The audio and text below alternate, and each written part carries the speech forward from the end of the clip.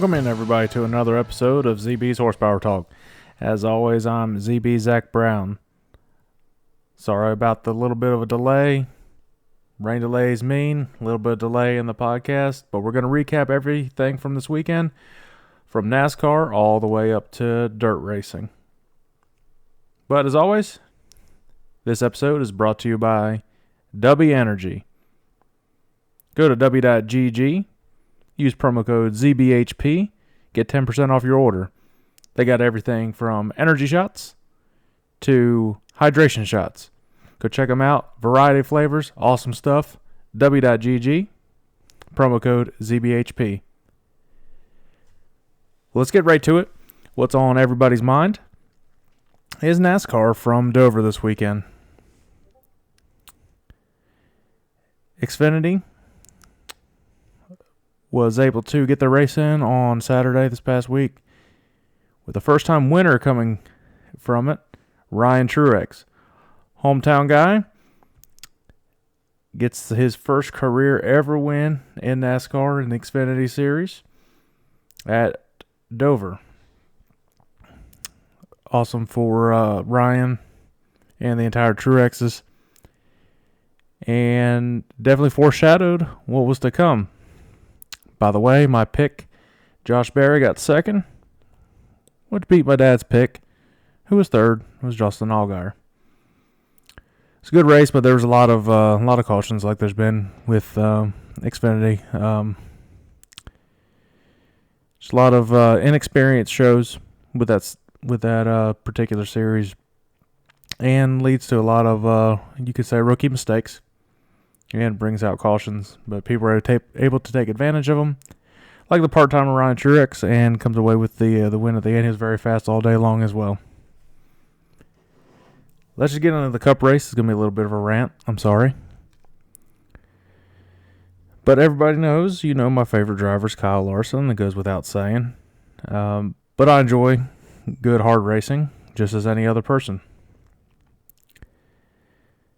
Well, there's a difference between hard racing and just being a complete idiot. Around 80 laps in, you don't need to be racing hard, especially with lap cars in front of you. Yeah, they're probably frustrating. I get it. But this is real racing. This isn't iRacing. This isn't NASCAR heat. There are drivers around you that are racing for points, racing for championships, racing for wins, and also racing not to have their entire car destroyed. Chastain gets into Brendan Poole, who was a lap car at the time, going into turn one. Unnecessarily gives him a huge shove right before going the entry of one. Brendan Poole's he's not able to do anything. Goes for a spin, goes up the racetrack, and makes contact with Kyle Larson, who was flying at the time. It was a very fast car and very likely would have had at least a top 5 car. Well, ruined Larson's day, and Chastain goes away again unscathed. And a lot of people are calling for it. He needs his ass beat, more or less, is what they're saying. This was old NASCAR. Even 10 years ago, you had Tony Stewart in the sport. You did stupid stuff like that, you were going to get smacked in the face until you learned your lesson. I'm not taking anything away from Chastain. He's a great driver, and he's way better than any type of driving than I would ever be. But you have to have common sense during these races, especially at lap 80. Why are you doing that with a lap car that early? Cut your losses, and you'll make a run at the end. And he did. But getting just innocent passerbys caught up in an unnecessary wreck, it's kind of ridiculous. And Larson is a true champion of the sport, and he's very humble. He won't really talk any smack to anybody. He was honest after the race. He's like, I'm not going to beat anybody's ass. And I don't know if that was a shot at him being small or that's just not how he is. Maybe a little bit of both. But you could tell his frustration. I mean, every single week he's one of the fastest cars out there and gets caught up in a stupid wreck. It's not even his fault. The spin at Bristol, that was on him. But otherwise, I mean, he just has the worst luck this year. Which, to have the luck bad now is better than having it in the playoffs. Anyways, ran over. It looked like William Byron was going to run away with this one. He was the fastest car. I believe he led the most laps, almost 200 laps. So, yes, he did lead the most laps. He was flying, dominated stage 1, and was dominating stage 2. Chastain passes him later on the stage to get the stage win. And it looked like it was going to be between Byron and Chastain for the longest time. And Williams started fading. I don't really know exactly what all happened with the car. But they clearly weren't adjusting to the racetrack as they needed to, and was just falling back and was basically riding around between 5th and 8th the rest of the third stage. And out of nowhere, another hometown guy, Martin Truex Jr., comes out and runs down Chastain and passes him. And the cool thing, how he got the initial lead, Truex played it smart and pit a lap earlier before Chastain. He was riding his bumper, but he's like, let me pit here, short pit, and get a 1 lap fresher tires. And that made all the difference. He came out with like a second lead on Chastain after that. Chastain would battle back, and he would get close to Truex.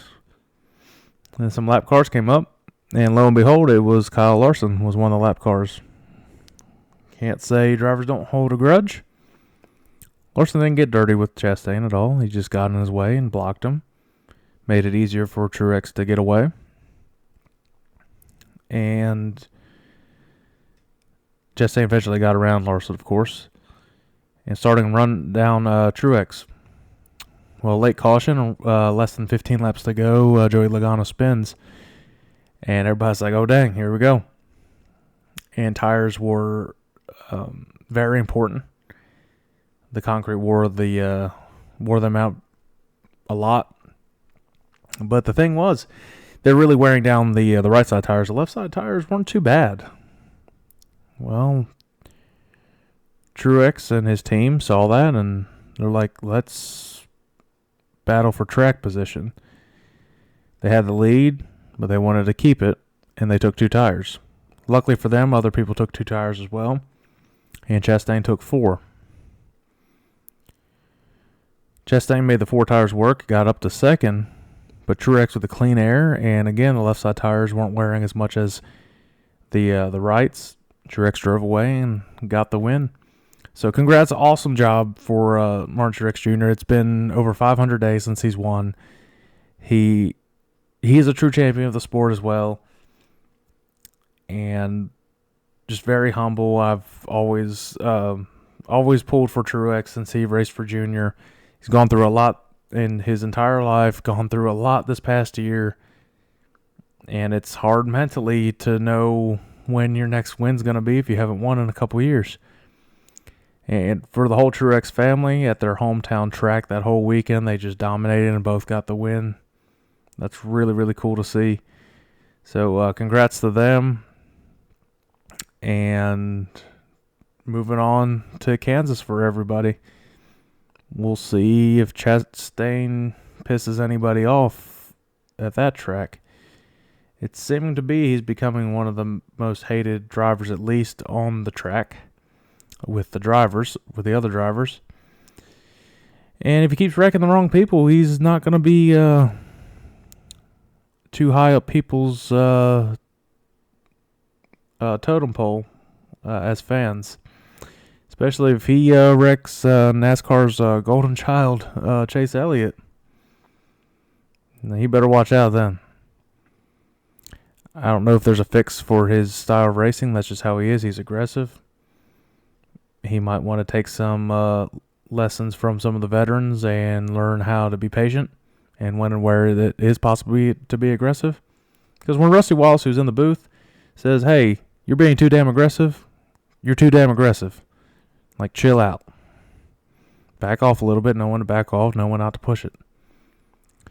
Even Boyer's kind of fed up with his stuff. You heard it. He's like, "I don't blame Larson one damn bit." He's like, Chastain earned that to be held up. But enough of my rant from NASCAR. Let's stick on the pavement and go right turns and left turns with the IndyCars, who put on a really good race. I tuned in later on in the second half of it, and it was a really neat sports complex, Barber Motorsports Complex. I think it's called that, or something, Motorsports Park. Really, it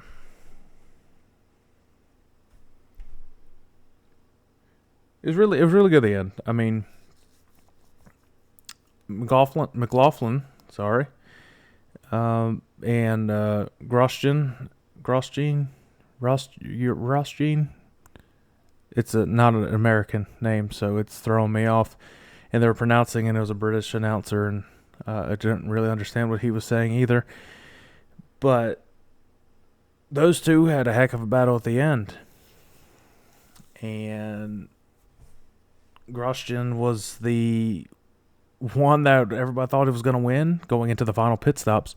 Well, it cycles through, and McLaughlin had more push to pass seconds left. He had like over 30 seconds left, and he used them, was able to get the lead, and never looked back. So to get that is the fourth different winner for IndyCars this year going into the month of Indianapolis. That's what I like to call it. They'll get to the Indy Road Course here in a couple weeks, and then they'll start doing the Indianapolis 500 qualifying. So probably we'll see a first-time winner in the season at least, and a very good chance you see a first-time winner in the series in this Indianapolis 500. We'll get to that when it gets a little bit closer. It's going to be very, very interesting. Moving over from rights and lefts and all that type of turns to no turns at all, let's go into the NHRA 4-Wide Nationals at Charlotte. I was there for the Friday qualifying night. It was a very long night as it rained all dang week in the Carolinas. And the track doesn't drain the best. There's always water that seeps through this track for whatever reason.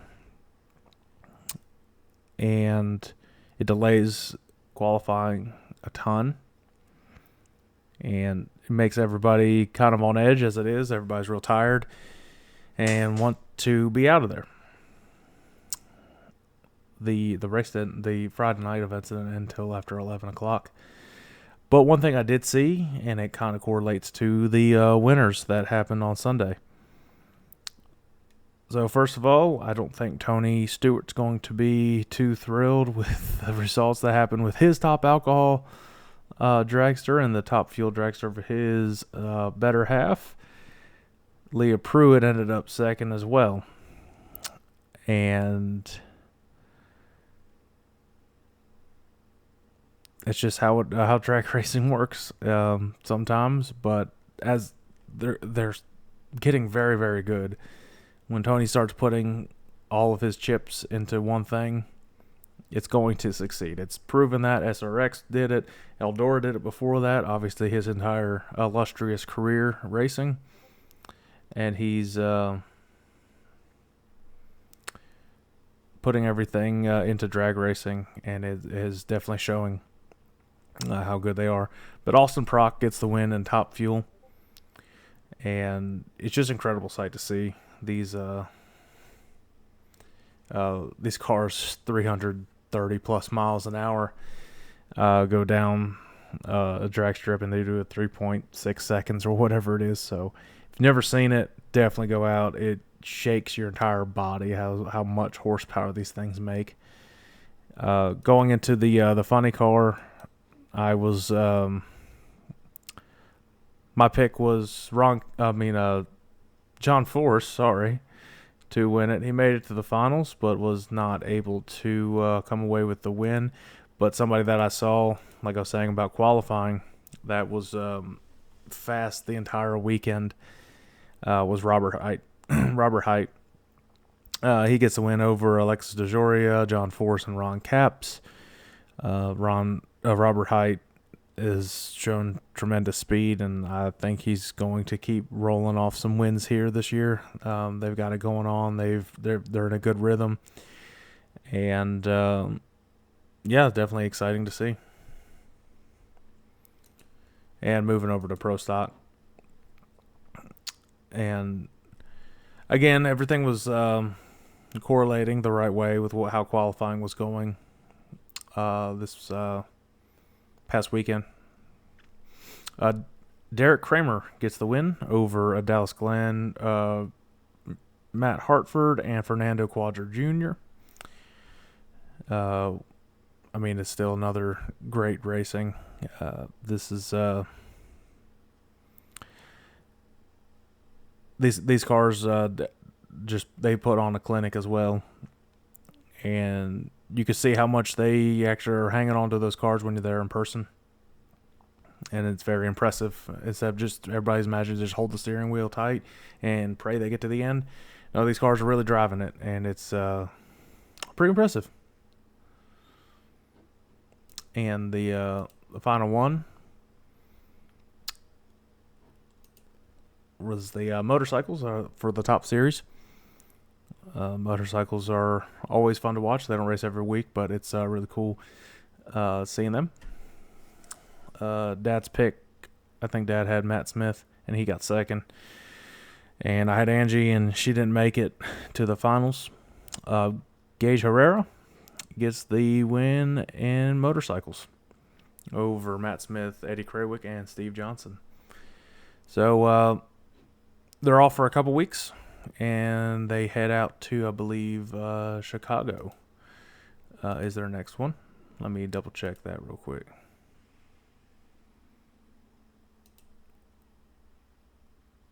Yes.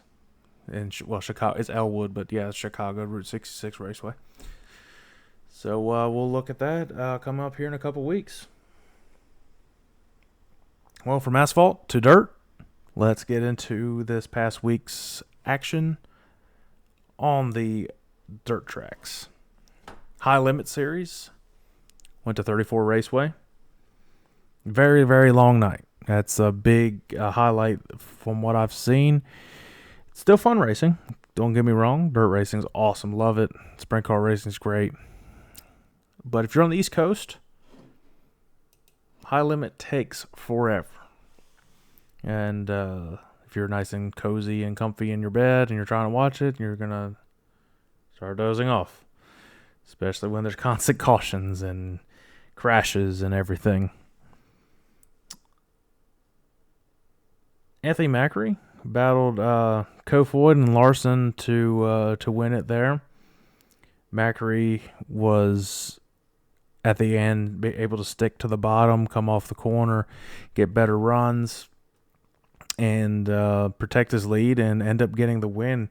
So a PA Posse guy getting the win in the High Limit Series is really cool to see. And I think you'll see him have a lot more success going forward in the High Limit Series. Big story coming out of that was that Alex Bowman was racing in the 55 Ally sprint car. In his first heat, he got caught up in a wreck. And it was serious enough. He has a fractured vertebrae. He's going to be out 3 to 4 weeks. And Josh Berry's going to be filling in for Alex Bowman in the NASCAR. And to fill in for Alex in the High Limit Series, his good friend and non-wing racer Jake Swanson's going to race that while he is recovering from his injury. So hope for a speedy recovery for Alex. He's a heck of a race car driver, and it's really cool that he's branching out on sprint cars with Larson. And I know NASCAR fans aren't too happy about him racing on dirt, but you can get hurt anywhere. Clearly, you saw Chase Elliott get hurt on a skiing accident. It just happens. Things happen. We don't need to jump to conclusions that they're going to force them to stop racing other series. I don't think that's the right thing to do. You got to let these drivers drive. That's what they do, is they know the risks. And this is, it'll affect their big-time ride, but I think Jeff Gordon, of all people, who's the vice president of Hendrick Motorsports, I think he understands that, these guys are going to race, and they're going to race because they want to. That's what they love to do. So let's get into the Outlaws at Tri-City, and then Tri-State, the two tries. Back-to-back races. These, in my opinion, were the worst Outlaw races this year, but they were still very, very good. That's how high standard that Outlaws have set this year, how good the racing has been. It just wasn't constant slide jobs for the lead, back and forth. It was just, somebody got the lead and they were able to hang on to it, the type of thing. But it wasn't boring by any means, and there actually weren't too many cautions. When there's not a lot of wrecks and stuff in Outlaws, they're so good that it helps that there's not a ton of cautions. And even the lap cars will put on a good race, and they'll hold up the leader just enough and gets everybody piled back close to each other. But I was backwards on the night on who was going to win. David Gravel gets the win at Tri-City.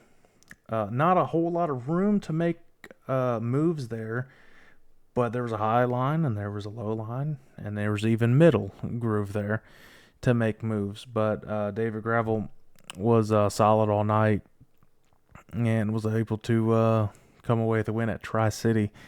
Now, Tri-State, that's where I picked Gravel to win, and I was going into it after Friday. I'm like, hey, he can probably sweep this weekend. No. He has trouble in the race and had to pull it in. Sounds about right.